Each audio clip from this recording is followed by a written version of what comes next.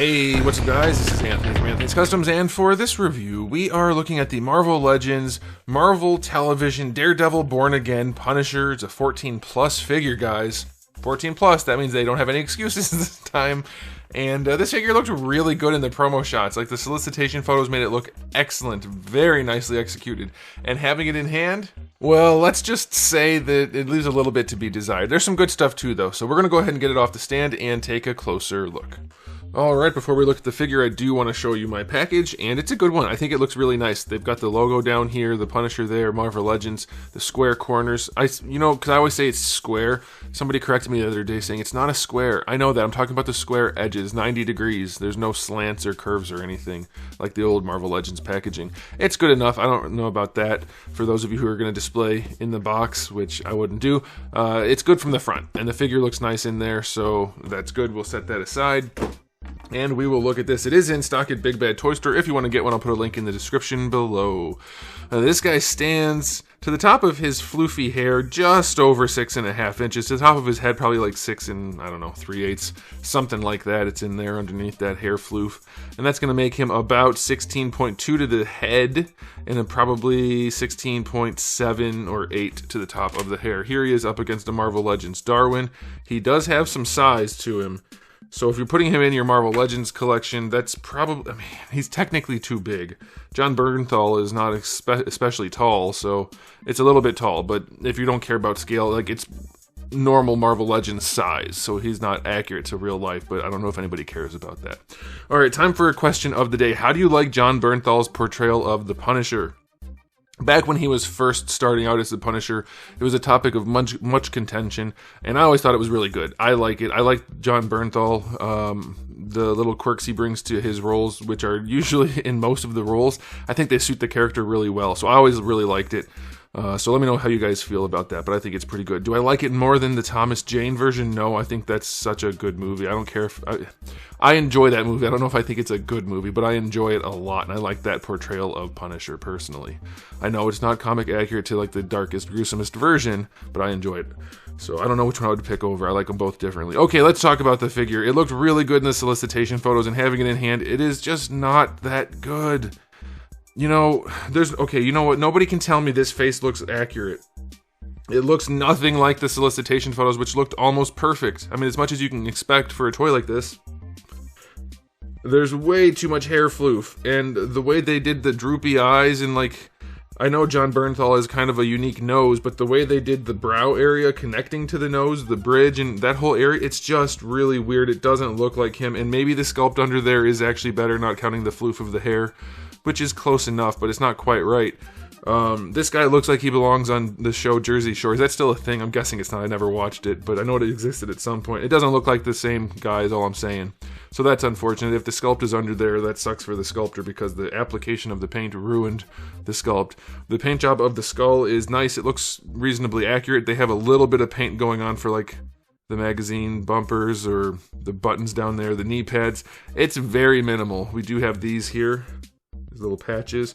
It's like, what's there is nice, but there's very little there. It is mostly just bare black PVC, so I hope you guys can even see this. I tried to brighten it up a little bit without washing them out, so let me know if you can see it, but the sculpt work is fine, other than he looks a little bit wimpy. Somehow Hasbro manages to make even the live action characters look less good than the live action counterparts. Like, we're not comparing this against the comics, and it still looks less good than the show.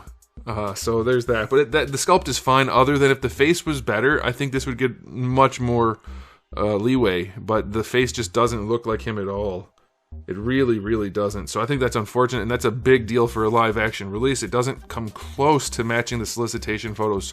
So I'm going to give this guy, if you include the face, a 6 out of 10. Way too much bare black plastic, not even variation in finish, and then the face is no good. If you are going to accept the face, then you can get it up to like a 7 or an 8, but it's still just bare black PVC. It looks so cheap. So there's that. Now, as far as accessories go, you do get the two trigger finger hands, and then one gripping hand and one fist hand. That's fine. The trigger finger hands have the vertical joint. That's nice. The other ones do not. As far as weapons go, you get the knife, you get the pistol, and then you get the hatchet. And they are the softest plastic you will ever see.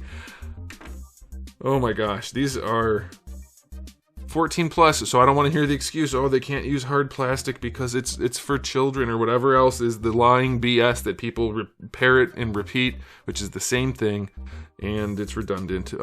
It's just, like, the plastic itself is so soft. It's so soft. It looks like I'm trying hard. I'm not. If you get this figure, you'll see the plastic is... It might as well not be a rigid plastic at all. Like, it's not. It's just PVC, and it's not hard PVC, so that sucks. He can hold them, so that's fine, but it is soft plastic, which I don't think anybody wants for their accessories. I'll go 7 out of 10, but an alternate head would have gone a long way. All right, for articulation, let's see. Ball pegs and an articulated neck. That's nice. Not bad. It's not the best situation we've ever seen. The way they did their ball peg in the bottom is not good, but it's better than some of the really bad ones. And look at that. It's almost like you don't need a lollipop to make it function. I've only been saying that for 15 years now. The neck's really nice, all things considered. Not perfect, but pretty darn good. For a Hasbro figure, really good. Little bit of wiggle in there. It goes up and down and side to side, so they're basically just doing the McFarlane treatment, which was the Storm treatment, which has been done a million times by other companies too. It has very little wiggle, but you do get your full rotation, your shoulder hinge. It gets up to just shy of horizontal, so it's kind of limited there.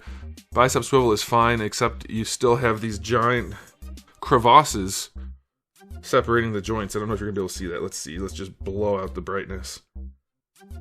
So, yeah, if you're moving the arm, don't do it from down here. Grab it as high as you can get it so that you don't rip your figure apart. All right, double jointed elbow. Ugh, all right, I forgot about this. Oh, man, I forgot about this. They cut the joints the way McFarlane does it. Who in the right? Oh, okay, never mind. Let's just review it. Why is this happening? Why is this sort of joint a thing from the biggest action figure manufacturer in the world?